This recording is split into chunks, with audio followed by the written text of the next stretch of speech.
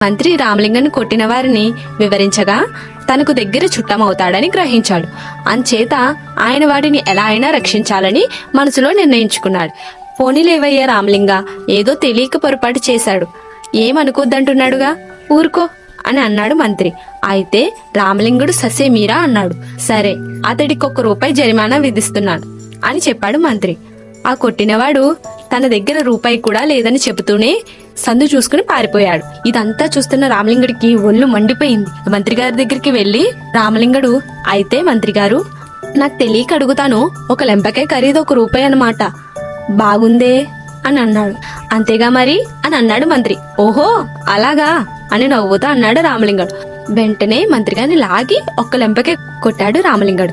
మంత్రి కుయ్యో మర్రో అంటూ, ఎందుకయ్యా రామలింగ నన్ను కొట్టావు అని అడిగాడు. మంత్రి గారు, నాకు అవతల బోలెడంత పని ఉంది, నేను పోవాలి, ఈ దెబ్బకి ₹1 సరిపోతుంది కదా, నన్ను కొట్టినవాడు ఎలానూ ₹1 తెచ్చిస్తాడు, కాబట్టి మీరు దాన్ని ఉంచుకోండి అని చెప్పి ఎంచక్కా అక్కడి నుంచి వెళ్లిపోయాడు. చూసారా ఫ్రెండ్స్, జరిగిన తప్పుకి శిక్ష విధించాల్సిన మంత్రి నిందితుడు తనకు అయినవాడు కావడంతో విడిచిపెట్టాలని ప్రయత్నించడంతో లింగుడు ఎలా బుద్ధి చెప్పాడో, న్యాయం చెప్పవలసి వస్తే అయినవారైనా కానివారైనా సరే ఒకే విధంగా ప్రవర్తించాలని మంత్రికి కనువిప్పు కలిగిస్తూ రామలింగుడు ఆ రకంగా ప్రవర్తించాడని అర్థమైంది కదూ.